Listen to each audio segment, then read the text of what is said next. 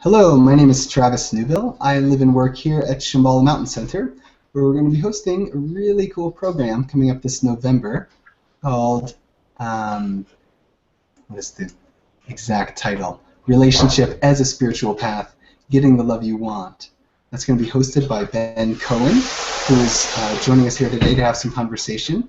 And it takes place from November 7th to 9th.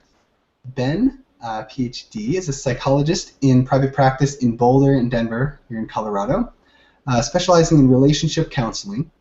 He's also had an active meditation practice for over 25 years and integrates Eastern and Western traditions in his teachings and practice.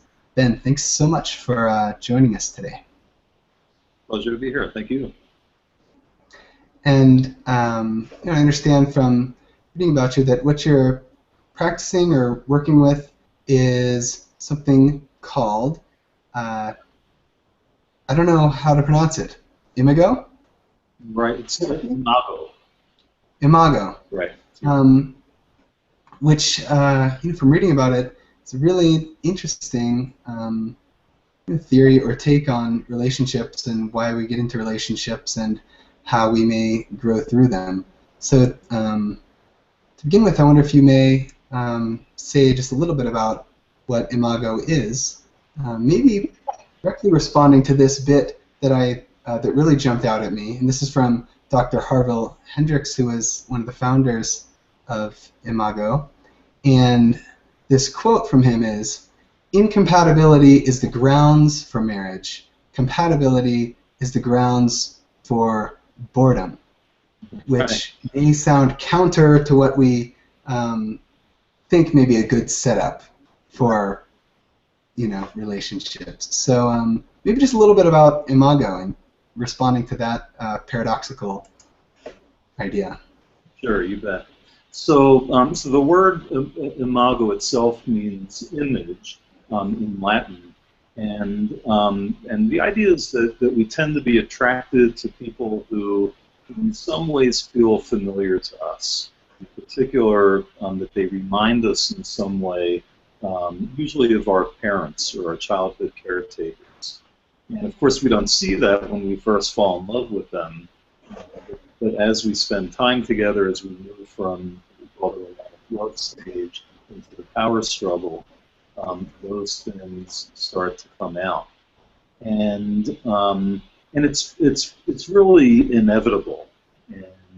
And so really what Harville is saying there is that it's inevitable that we're going to find incompatibilities, because it's the old thing, wherever you go, there you are, right? Wherever you go, there you are, and that we bring ourselves with us. So as a child, if you grew up with a lot of criticism, what are you going to see in other people, and in particular in your partner? It's probably going to be criticism. If you felt abandoned a lot when you were a child, you're likely to feel that in your adult relationships, and in particular with your intimate partner. So we see incompatibility as being really predictable, natural, normal, and really the good news is that that you can work with that. You don't have to live with that you don't have to live with the frustration forever. There are ways that we can work with that to help heal through that. Does that make sense? It does. The paradox remains, but I think it was Suzuki Roshi said something like, "If it's not a paradox, it's not true." And so, as a student of Buddhism, I'm interested in this, and maybe you could now, because I know that is what you, from what you're saying in your teachings, bringing together spirituality and this Imago, the ideas from Imago, and maybe you can say a little something about that. How does this, I guess, one, how does this setup result in personal growth, and what does that have to do with what we may be seeking on a spiritual path? Sure. So let me get back to you were saying you like the paradox, and say, so I think the other piece of the paradox is that what we tend to do is, at least this is my experience, what we tend to do is we want our partner to be like us. So we call it symbiosis. We want our partner to think the way we think, feel the way we feel, want things to be the way we want things, and we get frustrated when they don't. So often that feels like incompatibility. And part of the sort of paradox as I see it is that when we accept that you're two different people, and we really accept our partners being someone other than me, then we can connect more intimately. Because as long as I'm trying to get my partner to be like me, then I'm not really seeing her for who she is. So that to me is the interesting piece of that paradox. The spiritual piece, and I'm calling this workshop. We do a standard workshop called the Getting the Love You Want workshop, and I also preface this by saying couplehood or relationship is a spiritual path, because I really think that what this work is about is very similar to a lot of teachings. And in particular, we start with the premise that we're all connected, and that what we really want is to get back to that sense of connection. I think every school or perspective has some way of saying that. The sense of oneness and connection. And if you think of traditional psychology kind of started with looking at the individual. And Freud was brilliant at understanding inner dynamics of the individual. And I think for a long time, people thought to have a good relationship, you had to have two healthy individuals. And that was what a lot of therapists said, and what would happen in therapy. And we've kind of turned that around, and it's part of what I think Harville, one of the things that he was really one of the first to say, relationship is primary. We're relational beings. And it's not that you need to fix the individual so that you can be in a relationship, but rather we learn about ourselves and we become whole through our relationships. Our relationships challenge us, of course, but it's also where we can do the most healing growth. So I think it's very, very consistent with a lot of spiritual orientations. So I think now another paradox sort of emerges where the healthy state, as I gathered from what you're saying, sort of respecting that we're just going to be different people. Like, to begin with, we want some sort of oneness that's based on us being the same. And then, like, we realize that we're different, and then still sort of, and so that creates some sort of separation, but then that actually becomes the way towards the oneness that we're seeking? Is that? Yeah. Like did I get that, or did I mix that up? Yeah, it's really balancing that we're at the same time separate yet connected. Our experience of ourselves, of course, is that we're separate beings, and of course, if I get hungry, I need to eat. I need to take care of myself, but at the same time, I'm intimately connected and dependent on other people and affected by other people. There's a wonderful book called A General Theory of Love, And Thomas Lewis in that book says that we like to think that we're self-regulated beings, and we're not. We're always regulating and being regulated by the people around us. And that's nowhere more true than with our intimate partner. So yeah, we're separate beings, but we're deeply connected and always affecting each other. Where this is really important in looking at your relationship, at looking at a particular relationship, is that people often think, people will often come to me and say they're having issues in their relationship, and either they'll say, I think I need therapy, or I think my partner needs therapy. One of us needs to be fixed. And really, the way we look at it is more kind of what's the dance, what's the relationship, how are you affecting each other? Because it always takes both people. Any dynamic that's going on involves both people.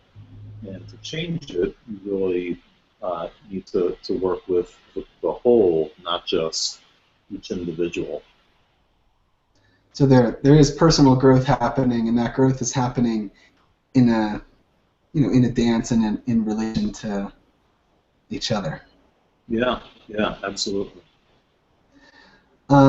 So I wonder if there's some way of summing up or indicators or marks of healthy relationship process, and in this view, what are the marks of a relationship that is maybe stuck or not conducive to this sort of growth? Yeah, sure. Let me answer the second question first. Okay. So what we find, pretty obviously is people who get stuck in blaming, shaming, criticizing each other. In other words, a lot of negativity. That is not good news. Okay, and it's interesting. I mean, it may sound really simplistic, but those of us who do this particular type of work, Imago work, we've really kind of shifted over the years, and because we've really learned that it's important from the very beginning to bring down the negativity, reduce negativity, and so we used to think of that as that would be sort of the outcome of therapy or people working on their relationship, that suddenly they'd be treating each other, with less negativity.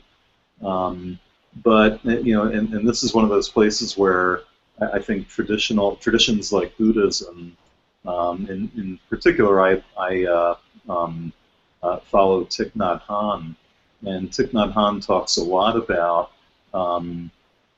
reducing anger, and he tells a story that the Buddha once said, the one thing that is okay to kill is anger. And so learning to be more intentional about bringing down the anger and taking a different tack, a different track in how we respond with each other. So one of the one strong negative sign for a relationship is how much negativity is there, how much anger, name calling, that kind of thing, and words do hurt. On the other side, and again, it's always this balance. So the other side is really you do need to kind of respect your own needs, and I would never ask someone to do something that felt out of integrity for themselves. But I think in a healthy relationship, what we see is people really listening, really understanding their partner, and being willing to give their partner what their partner needs from them. And again, it's that that can only happen when we really open up and accept, oh, this is someone different. This is not me. I need to learn how they want to be loved. Again, Thich Nhat Hanh, Thai says, there is no love without understanding. You have to understand your partner in order to be able to love them. Otherwise, we're doing what we would want for ourselves, not what our partner wants. So, so I think that's one really important thing. I think that's something that a lot of us can sort of keep in mind and apply right away. So, yes, switching over to maybe saying a little something about the workshop that you're going to be leading up here at Shambhala Mountain Center next month, or 2 months from now, and what can one expect, out of this workshop? What's it going to be like? Yeah, sure. And we're actually doing two things. We're doing the weekend workshop for couples, and then that's going to be followed directly by a 2-day training for therapists who are interested in this work. Thank you for mentioning that. Yeah, yeah. So in the couples workshop, what people could expect is, and let me just say, it's a very powerful weekend. The way I think of it, two things usually happen. One is that you really learn how to identify what the core issues in your relationship. My experience is most couples have just a couple of core things that come up over and over again. Okay. So, for example, I have a sensitivity to criticism. So 90% of the conflict between my partner and I, at least when I'm being triggered, are about me feeling criticized. So we do a lot of work on that. So it's helping couples really identify what's the core issues underneath whatever the little things might be that come up. And the other thing is to really help deepen their connection. And my experience is most people don't want just a tolerable relationship. They want a relationship that really feels good and close and deep. So it's really about helping people have really the best relationship they can have. And so the workshop itself is a combination of me doing some lecturing, presenting some theory, but doing a lot of experiential practice. And by the way, the couples do most of their intimate sharing privately. My partner, Darlene, will be assisting me, and we're there to help people with the process when you need it, but you do your intimate sharing privately, not in front of the whole group. People are often afraid, oh, am I going to have to tell the whole group about us? It seems like, obviously being in relationship and working through things like this is a long process, but there's something to be gained from a weekend of immersion that I imagine the couples could take forward and continue working on. Yeah, absolutely. And you were asking before what I thought healthy couples look like, and one of the things that we teach in the workshop is what we call the Imago dialogue process, and it's a simple process in some ways, simple structure. It's a very powerful process, and sometimes people think, oh, it's just another communication skill. But the way we teach it and the way we hope people will use it is to really deepen the relationship. And so, yeah, it really is. I mean, I really do think that it's a lifelong process. I've been doing this for 20 years, and still use it, still learn things about myself, and it's still, of course, growing in my relationship. So I think what often motivates people to come to a workshop like this is that they're having some trouble or some difficulty. But I also think that, that to have a really great relationship is a lifelong process, and we're all always learning. So I assume the truth is different people use it different ways. Some people, may want and need just a little bit, and they may have some conflict or frustration or difficulty they want to work through, and that may be all they want. And other people just use it in its broader way. It sounds like it's going to be very rich and a lot for people to take in. So really, I'm looking forward to, we all are hosting this program on the land. I'll be participating. Great. And I think probably a few of us here will be. So really looking forward to that, and hosting all of you who may be attending. Those of you who are tuning in, watching or listening to this, I encourage you to check out our website for more info on the program, and we hope to have you up here in November when the winter will just be coming on, which is a lovely, lovely time up here. And so hope to see you all soon. Ben, thanks so much for taking some time to have some discussion today. It's been awesome. Thank you. Appreciate it. So much more to learn. So, everyone, have a nice day, week, month, year. And please stay tuned to our website to learn about the programs, and also to find more interviews like this that we are always doing. So I wish you very well, and I'll see you, or you'll see me soon. Bye.